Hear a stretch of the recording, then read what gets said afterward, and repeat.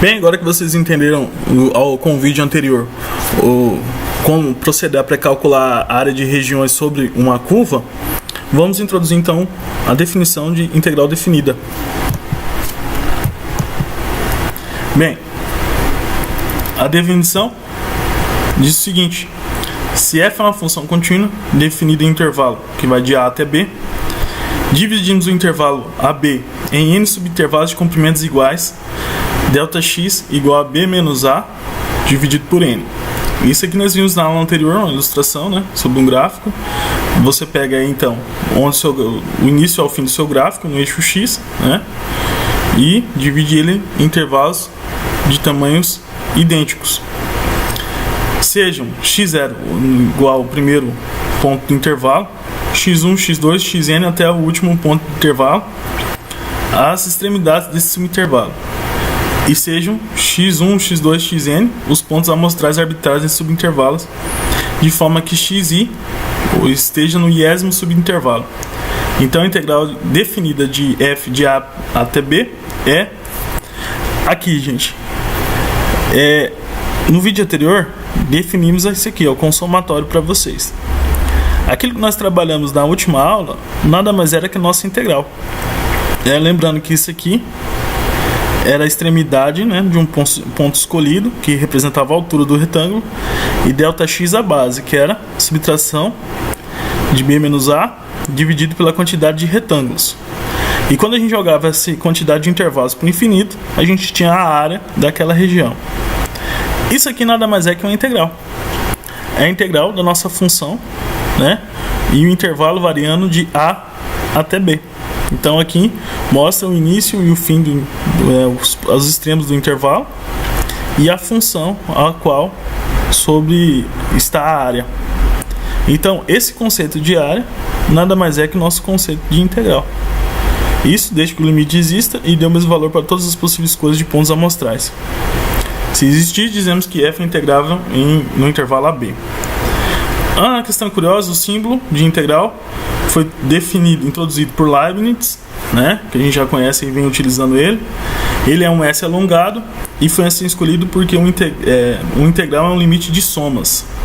Então nós estamos vendo isso aqui como um limite de várias somas, né, com n tendendo ao infinito. E essa soma aqui, ela recebe um nome especial, que é soma de Riemann, em homenagem ao matemático Bernard Riemann, que faleceu em 1866. Então essa somatória aqui a gente chama de soma de Riemann. Isso aqui a gente já sabe aqui do estudo das integrais definidas. Isso aqui é chamado nosso integrando. Agora apareceu coisas novas, né? Você tem o a e o b aqui, são os limites de integração. A é o limite inferior e b é o limite superior. E o símbolo de dx não tem significado sozinho. Ele é apenas o símbolo que está representando em que vai ser integrado, a variável, né? Então indica a variável dependente, que é o x. E o procedimento que a gente usa para calcular isso é chamado de integração. Então, a integral aqui de uma função f de x, que é essa da curva azul, de a até b. Então, do intervalo a até b. Ela pode ser interpretada como a área que está sobre a curva, essa região em azul, que está entre nossos intervalos. Então, isso aí é o conceito nosso de integral definida. Então, se f assumir valores positivos, ela também pode assumir valores negativos, que é esse caso aqui, abaixo do eixo x. Então, a soma de Riemann é a soma das áreas dos retângulos, que está acima do eixo x, e do oposto da área dos retângulos, que está abaixo do eixo x. Certo? Então, caso você aplique a regra de Riemann, ela vai ser nada mais que a soma das áreas aqui, menos a área dessa região que está abaixo do eixo x. Neste caso aqui, quando tomamos o limite dessas somas, né? Então você tem aqui regiões acima e uma região abaixo. Uma integral definida pode ser interpretada como a área resultante, isto é, a diferença das áreas. Então, a região 1 menos a região 2, onde a 1 é a área da região acima do eixo x e abaixo do gráfico de f, e a 2 é a área da região abaixo do eixo x e acima do gráfico de f.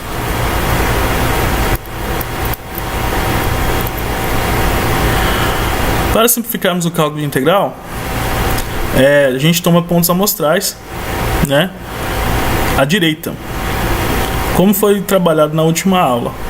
E a definição de integral se simplifica como seguir: se f for integrável no intervalo AB, ela vai ser o limite, né, de entre n infinito dessas séries aqui, de i variando de 1 a n, f de x vezes delta x, onde nosso delta x é a diferença entre os sistemas dividido por n, e cada iésimo termo aqui, xi, é igual a mais i vezes o nosso delta x, a distância dele do ponto A. Como iremos calcular as integrais? Bem, nesse primeiro momento, o cálculo de integral não é algo fácil, porque você vai estar trabalhando com as somas de Riemann. Então, calcular a soma de Riemann para a função x ao cubo menos 6x, tomando como pontos amostrais a extremidade direita, e a igual a 0, b igual a 3 e n igual a 6. Então, você vai estar integrando do intervalo que vai de 0 até 3, aqui, né, a nossa função está sobre essa função, e será dividida em 6 intervalos, 6 retângulos. Solução: então teremos 6 retângulos e o comprimento do intervalo é dado por b menos a sobre n, tá? Então vai ser 3 dividido por n, e 3 menos 0 dividido por 6, que é nosso n, que vai ser 1 sobre 2. As nossas extremidades direitas são x1 0,5, x2 1, x3 1,5. Teremos 6 extremidades, né? Todas com a mesma distância, que é de meio em meio. Então, de 0,1, 1 até o último ponto, que é o 3. Então, para calcular essa integral, até agora nós não temos nenhuma propriedade bonitinha que dá para aplicar. Iremos calcular por somas de cada retângulo. Logo, a soma de Riemann pode ser denotada aqui, né? F de xi vezes delta x, com i variando de 1 até 6. Você vai ter então o f do primeiro ponto, 0,5, vezes a base desse retângulo. O segundo ponto, f de 1, vezes a base desse ponto. E assim por diante, né, até chegar no último ponto. Todos os pontos são comuns aqui, né? Você pode colocar em evidência, ele vale meio. Então foi colocado em evidência, e aqui ele tem a imagem de cada ponto e o resultado dela aqui. Ao resolver e multiplicar por 1 sobre 2, deu menos 3,93. Observe que f não é uma função positiva e, portanto, a soma de Riemann não representa a soma de áreas de retângulos, mas ela representa a soma das áreas do retângulo azul menos a soma das áreas do retângulo amarelo, né? Por isso que deu um valor negativo, porque você tem esse valor de área menos a área dessas regiões que estão abaixo aqui. Bom, agora, se a gente tomar uma quantidade maior de subintervalos, assim, o nosso primeiro, o extremo é 0, né? Vai até o último, e vamos dividir em mais intervalos, né? Então, é 3 sobre n, 6 sobre n. Em geral, nosso iésimo intervalo aí vai ser 3i sobre n, né? Então você tem 3 vezes 2, 6, 3 vezes 3, 9, né? E até a quantidade de n e de intervalos que você tomar. Uma vez que estamos utilizando as extremidades direitas, podemos usar a equação 3. Então, aplicando agora a integral, porque agora a gente vai tomar uma quantidade infinita de regiões, né? Limite de n tendendo ao infinito. Anteriormente a gente não calculou, usamos só uma estimativa de área, no exemplo A. Agora estaremos calculando a área real dessa região. Então, vai ser o limite de n tendendo ao infinito do somatório de 1 até n de f de x e delta x. Bom, o xi, né, que é o nosso iésimo termo, ele achou uma forma para ele, que é 3i sobre n. E o nosso delta x, né, que é a diferença entre os extremos dividido por n, aqui. Estamos tomando o n indo para o infinito, né, por isso que não jogou um valor aqui para ele. Bom, a partir daqui, gente, eu não sei se vocês manjam, mas o cálculo dessa área, você tem que aplicar propriedades de séries aqui, né? Esse 3n saiu para fora, por quê? Está essa somatória em função de i. Quem está variando é o i. Então esse 3 sobre n é como se na verdade uma constante. Pode ir para fora do símbolo de somatório. Ficou isso para ser resolvido. Então, retorna aqui. O f é a imagem, né? Qual é a nossa função trabalhada? Temos que ir lá no comecinho para ver a nossa função. X ao cubo menos 6x. Então, é a imagem de 3i sobre n. Então vai ser esse valor ao cubo menos 6 vezes esse valor. Por isso que aparecesse todo esse termo aqui dentro. Aqui embaixo ele resolve, né? E como tá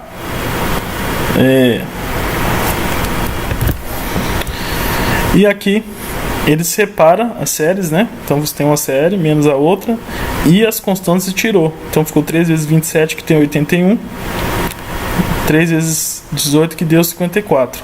O n também ele tirou, porque está em função de i. N ao cubo vezes n à quarta, n vezes n ao quadrado. Então, o somatório agora você só tem, está em função de i.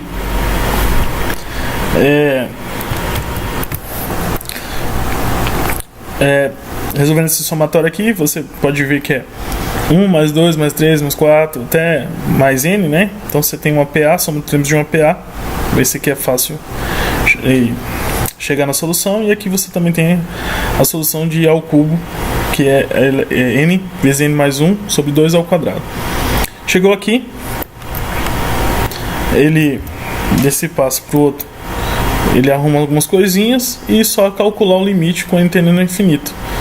1 sobre n, que no caso o n tendendo ao infinito dá 0, vai ficar 81 sobre 4.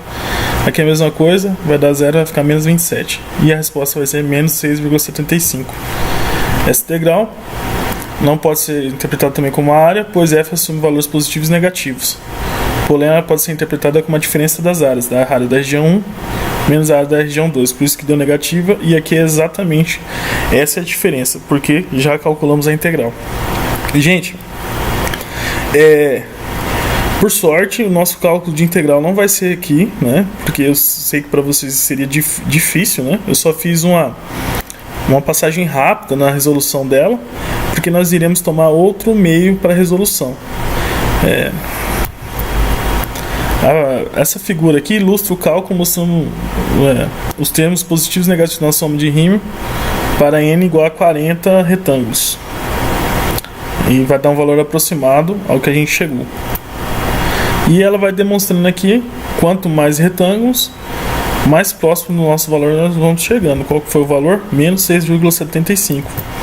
Então, quanto mais retângulo você divide essa região, mais próximo de menos 6,75 você vai chegar, que foi através do cálculo de integral que nós ali chegamos. Bem, a regra do ponto médio. Então, frequentemente escolhemos o ponto amostral xi como uma extremidade direita do iésimo ponto, né, como foi demonstrado. Porém, se o propósito for encontrar uma aproximação para uma integral, é geralmente melhor escolher um ponto amostral como ponto médio no intervalo. Então aqui ele denota novamente a integral, só que utilizando o ponto médio. Então, esse para o cálculo ali através das séries, utilizando os pontos médios, se torna mais tranquilo em alguns casos. Então aqui você tem um ponto médio de um iésimo intervalo. Veremos agora as propriedades de algumas das integrais definidas. Essa propriedade diz o seguinte: se você mudar aqui o intervalo de integração, o sinal vai mudar, fica negativo. Então, se você está integrando o intervalo que vai de B para A e você muda o intervalo de A para B, ele fica com símbolo negativo. Lembrando que quando nós definimos a integral do intervalo de A a B, nós tomamos o primeiro aqui, inferior, menor que superior. Caso você mude, inverta essas posições, o sinal da integral fica negativo. Quando você integra com o mesmo ponto, embaixo e em cima, a integral vai dar zero. E as outras propriedades aí que nós conhecemos das integrais indefinidas também vale. Separar as integrais, a constante sai para fora da região de integração. Também você pode separar quando for uma subtração. E olha o intervalo. O importante é que a gente tem que observar o intervalo. No caso, o intervalo permanece o mesmo aqui nesses casos. E neste primeiro caso aqui, eu sei que nem precisa vocês estarem memorizando ela, mas é que quando você tiver integral só de uma constante, vai ser a constante vezes o b menos o a. Lembrando que a constante ela sai para fora, então você fica com a integral de dx. E a integral de dx é só o x. Por isso que fica aqui essa forma. Então a integral da constante com intervalo de b sobre a. Então, usa as propriedades das integrais para calcular. Deu uns problemas de adições aqui, né? E ficou em alguns casos fica demorando, igual esse aqui nessa passagem. Não ficou bem configurado. Então, usa as propriedades para calcular essa integral. Separa as integrais. Aí aqui ele tirou a constante para fora. E aqui ele utilizou a primeira propriedade, né, que é 4 vezes 1 menos 0. E assim ele vai conseguir achar a integral do 4. A integral do x ao quadrado, que vem essa aqui agora, é 1/3, que foi através dos métodos de série que ele utilizou. Logo, chega no resultado da nossa integral, que é 5. Pessoal, vamos estar finalizando a aula nesse slide agora. Só quis apresentar para vocês nessas duas videoaulas, né, uma anterior e essa, dando o conceito de integral, que é o cálculo de área, né, e integral definida, na verdade. E como a gente está trabalhando ela com o cálculo de área, então que é o limite de n tendendo ao infinito da série de Riemel.